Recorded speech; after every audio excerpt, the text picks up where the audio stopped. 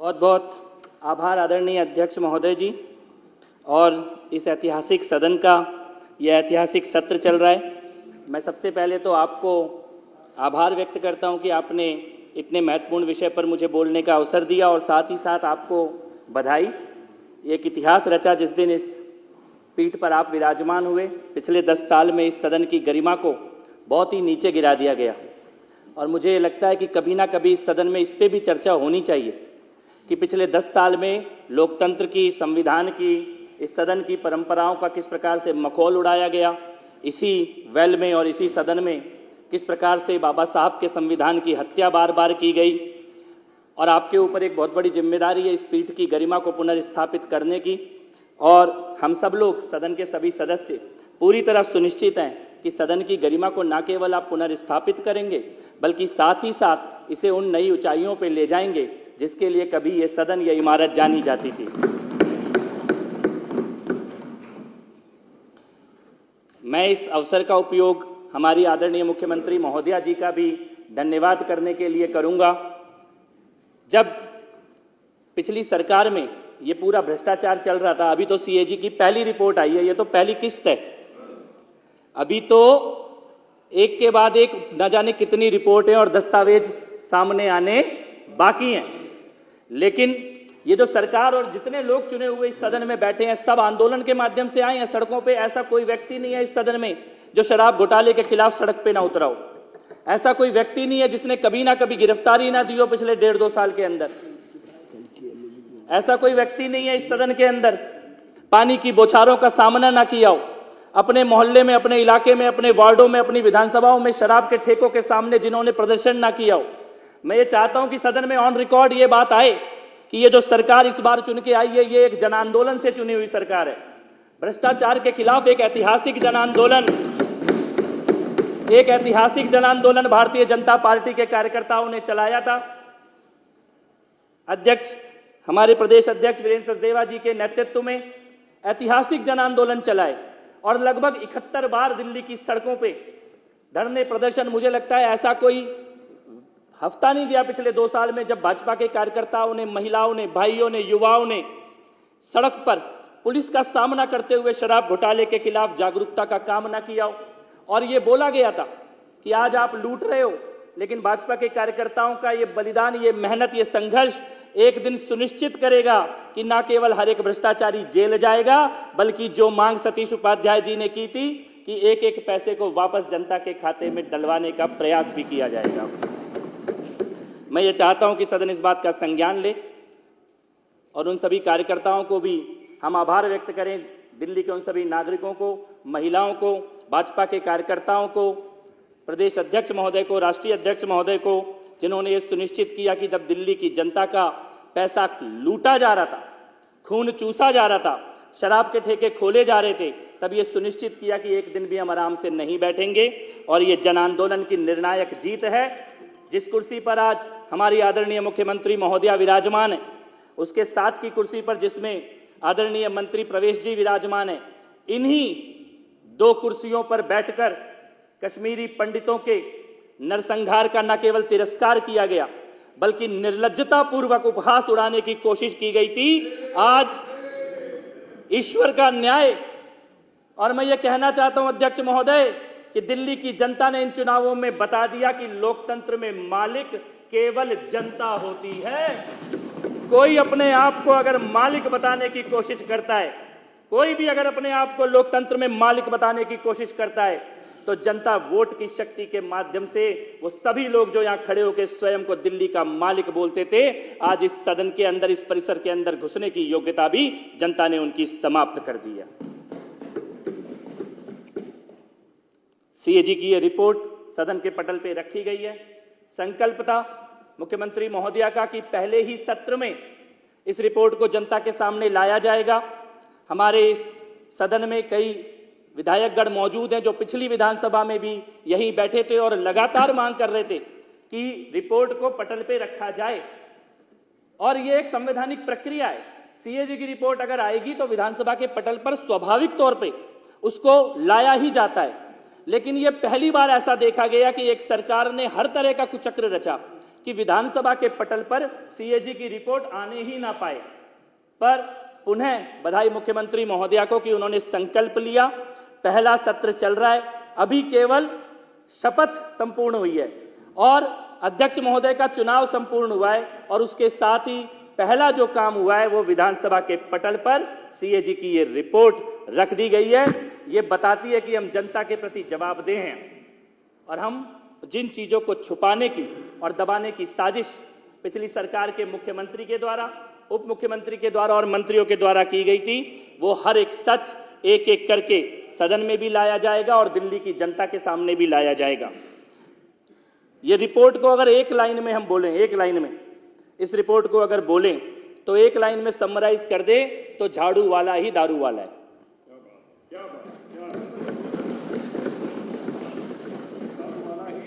दारू वाला है, झाड़ू पूरी।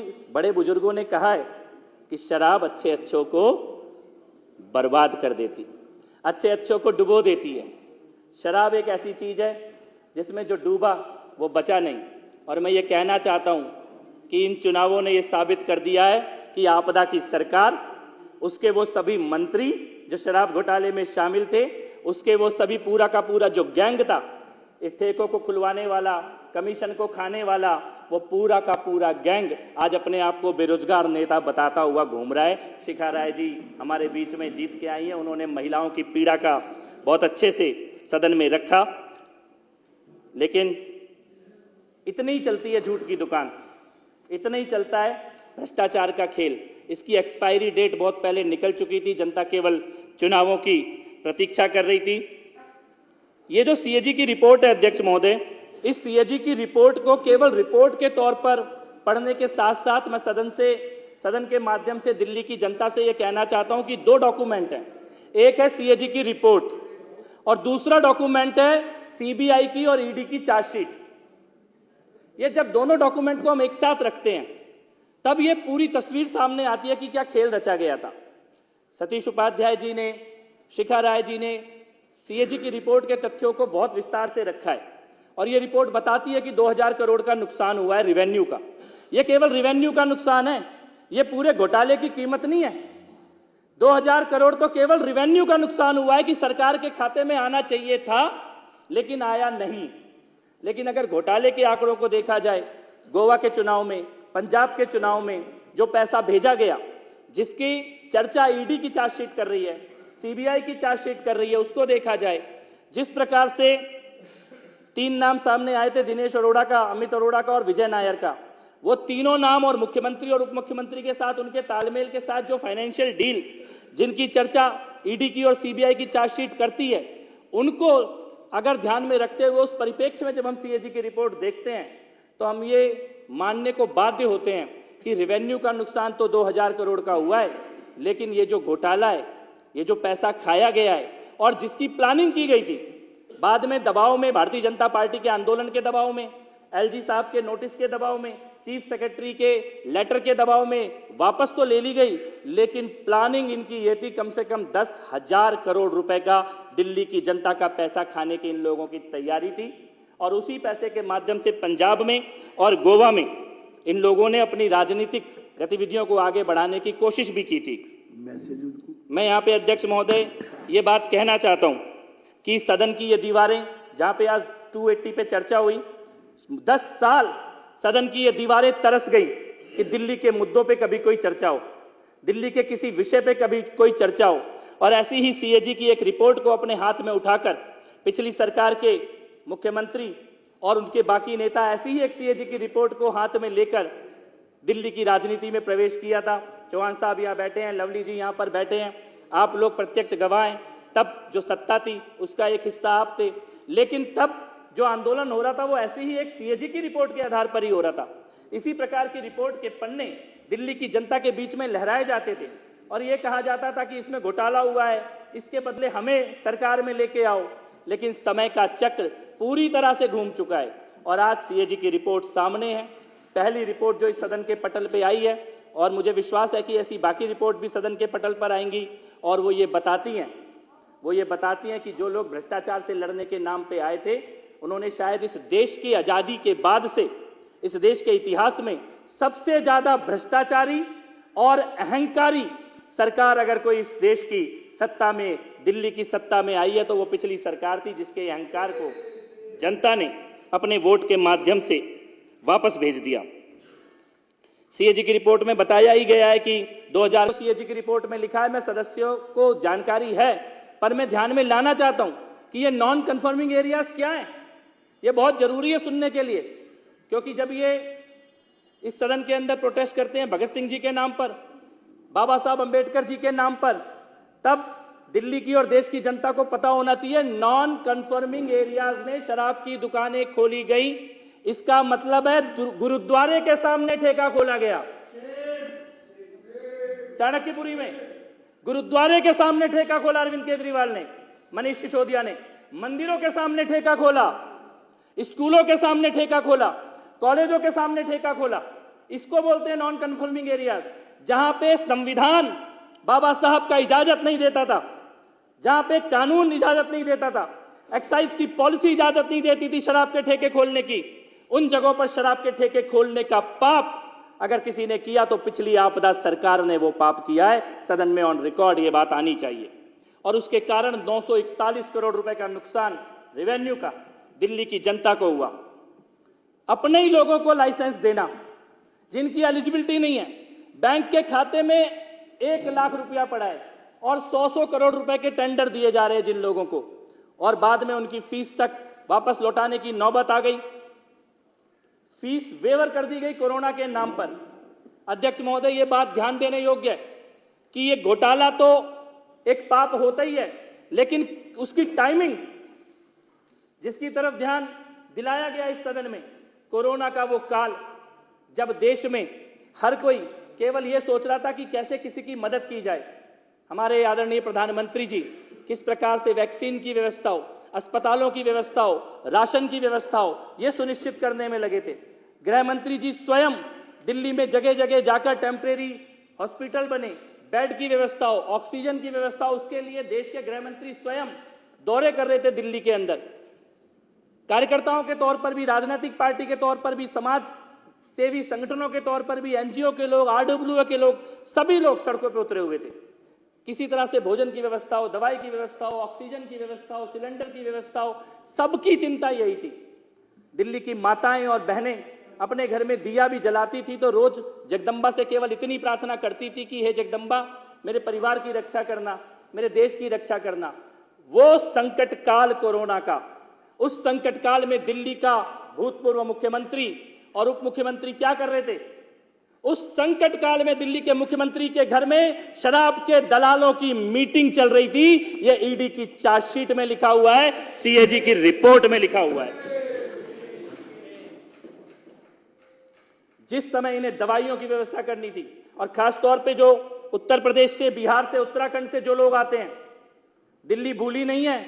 हमारी बस्तियों में अध्यक्ष महोदय लाउड स्पीकर से रात को 12 बजे ऐलान कराया गया कि आनंद विहार में बसें खड़ी हैं, आपको आपके घर तक छोड़ के आएंगी।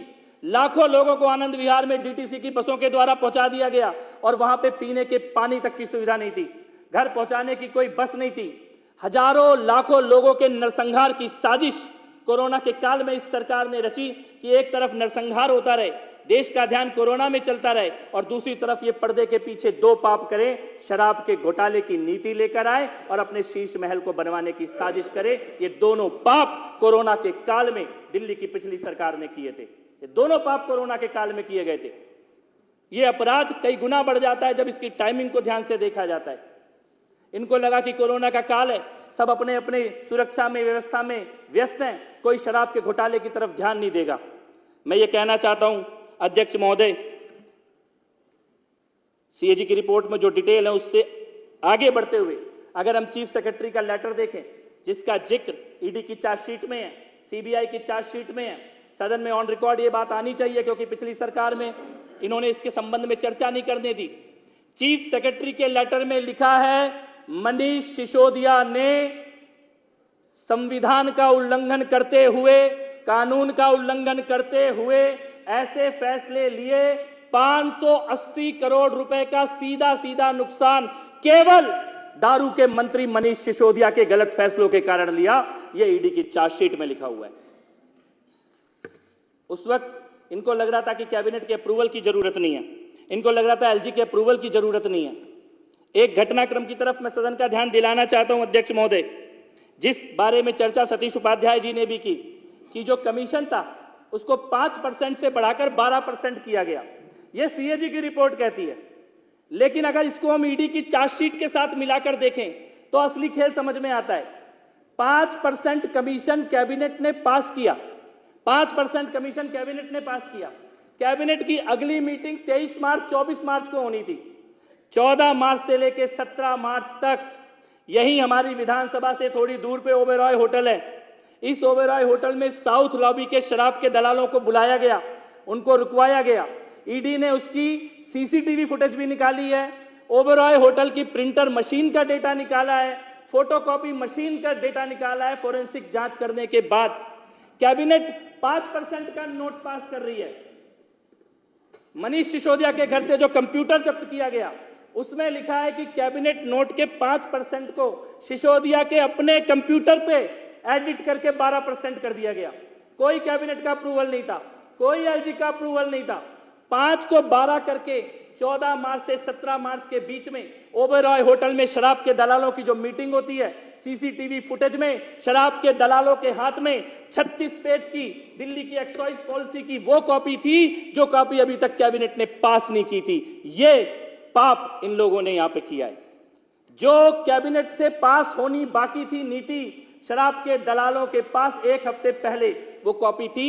सीसीटीवी फुटेज इसको वेरीफाई कर रहा है, हमारा फोटोकॉपी मशीन का फोरेंसिक डाटा इसको वेरीफाई कर रहा है, मनीष सिसोदिया का कंप्यूटर का डेटा इसको वेरीफाई कर रहा है कि सीधे सीधे इन्होंने शराब के दलालों के साथ। और जो व्हाट्सएप चैट सामने आई है, मुझे लगता है कि 15 किलो घी का मतलब सबको पता है सदन में। 15 किलो घी मनीष सिसोदिया व्हाट्सएप पे मंगा रहे हैं और 15 किलो घी के बदले 15 करोड़ रुपए कौन से अंगड़िया के माध्यम से गोवा में कहां पे डिलीवर किया गया। 3 अंगड़ियों को उसका ठेका दिया जा रहा है, वहां पे गोवा में उसके पैसे डिलीवर किए जा रहे हैं। विजय नायर किसके लिए कहा? कैलाश गहलोत जी अध्यक्ष महोदय यहाँ पे बैठे हैं, मैं थोड़ा सा समय और लूंगा बस आपका। कैलाश गहलोत जी पिछली सरकार में मंत्री थे।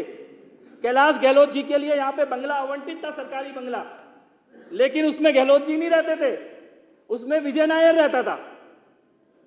उसमें विजय नायर रहता था, वही विजय नायर जो फेस टाइम पे कॉल करता है और समीर महेंद्रू फेस टाइम पे विजय नायर कॉल करता है और समीर महेंद्रू से सीधे अरविंद केजरीवाल बात करता है और उससे कहता है विन विन सिचुएशन होगी, विन विन सिचुएशन, जो बोले वो कर दो। शरद रेड्डी, उससे मिलने के लिए मुख्यमंत्री के घर के बगल में मीटिंग की जाती है। मुझे लगता है कि शराब के घोटाले के इन तथ्यों के ऊपर ईडी की चार्जशीट, सीबीआई की चार्जशीट और सीएजी की रिपोर्ट, इन तीनों को कंबाइंड करते हुए इसको इस सदन में देखा जाना चाहिए, पढ़ा जाना चाहिए। किस प्रकार से, चाहे वो बुच्ची बाबू का चैट हो, व्हाट्सएप चैट हो जो कविता रेड्डी का सीए है, चाहे वो विजय नायर की व्हाट्सएप चैट हो, समीर महेंद्रू की व्हाट्सएप चैट हो, चाहे वो सनी मारवाहा के पिता का स्टिंग ऑपरेशन हो जिसमें वो बोल रहा है 5% से 12% करो और 6% हमें वापस दो ब्लैक में। ये मनीष सिसोदिया ने बोला 5 से 12% कर देंगे, 6% वापस लेंगे ब्लैक में। ये अरविंद केजरीवाल और मनीष सिसोदिया के अपने बोले हुए शब्द हैं। पैसों के लेन देन का डॉक्यूमेंट उपलब्ध है। और मैं ये कहना चाहता हूं इस सदन में अभी केवल जनता की अदालत में न्याय हुआ है, अभी कानून की अदालत में न्याय होना बाकी है। बेल पे छूटे हुए ये लोग ये याद रखें कि अभी ये केवल बेल पे बाहर हैं, फिर आएंगे केजरीवाल। तिहाड़ की दीवारों पे आज भी लिखा हुआ है, वापस वहां जाना इनको पड़ेगा। 170 मोबाइलों को तोड़ा गया अध्यक्ष महोदय, 18 मोबाइल खुद मनीष सिसोदिया ने तोड़े अपने। हमारे यहाँ तो थाने में कोई कैरेक्टर सर्टिफिकेट लेने जाता है तो एसएचओ बस उसका मोबाइल नंबर देखता है और कहता है अगर 10 साल पुराना नंबर चल रहा है इसका मतलब बनने में कोई प्रॉब्लम नहीं है, रोज रोज नंबर वही बदलता है। ये तो सबसे पहले जिसका हर महीने नंबर बदल रहा है इसका मतलब वो कोई घोटाला कर रहा है। 18 मोबाइल तोड़े हैं मनीष सिसोदिया ने, 170 मोबाइल अरविंद केजरीवाल, मनीष सिसोदिया, विभव विजय नायर ने मिलकर तोड़े हैं। 2 करोड़ के मोबाइल तोड़ डाले 6 महीने के अंदर। क्या छुपा रहे थे, क्या डर था? और लगभग 45 मोबाइल की तो वो है, लोकेशन है एक ही जगह पर, मुख्यमंत्री के कॉन्फ्रेंस में, सीएम के घर के कॉन्फ्रेंस रूम में एक ही जगह पर एक ही टाइम पे तोड़े गए हैं। ये सारे दस्तावेज ये बताते हैं कि इस सदन की जो चिंता है कि भ्रष्टाचारियों को सजा मिले और जनता का पैसा वापस आए। मैं ये कहना चाहता हूं सदन को अपनी बात समाप्त करते हुए कि हमें ईडी का और सीबीआई के उन वीर अधिकारियों का भी धन्यवाद करना चाहिए। बड़े बड़े मगरमच्छों पे हाथ डालने से नहीं डरे वो लोग, बड़े बड़े मगरमच्छों पे हाथ डालने से नहीं डरे। इस देश की जनता ने कभी सपने में सोचते थे कि ऐसा भी होगा कि नेताओं के घर पे भी जाएगी ईडी और सीबीआई, उनके घरों से भी पैसा निकाला जाएगा। ये प्रधानमंत्री मोदी जी की सरकार में पहली बार हम देख रहे हैं कि कितना भी बड़ा मगरमच्छ बैठा हो लेकिन ईडी और सीबीआई के अधिकारी डरते नहीं हैं और उनके भ्रष्टाचार का सच भी सामने लाते हैं। सदन के माध्यम से उनका भी आभार व्यक्त हो और पुनः बहुत बहुत बधाई मुख्यमंत्री महोदया का। सीएजी की रिपोर्ट को आपने सदन के पटल पर रखा और पुनः ये चेतावनी बाबा साहब और भीमराव अंबेडकर जी और भगत सिंह जी का अपमान करने वाले और उनके नाम पे शराब का धंधा, स्कूलों में करप्शन, हेल्थ का करप्शन, मोहल्ला क्लिनिक में लूट, ये भ्रष्टाचारियों को पुनः ये चेतावनी कि अभी केवल 22 बचे हो, अगर इसी रास्ते पे चलोगे तो 2 भी नहीं बचोगे। धन्यवाद। धन्यवाद के साथ पुनः आपका बहुत बहुत आभार व्यक्त करते हुए अपनी बात समाप्त करता हूं।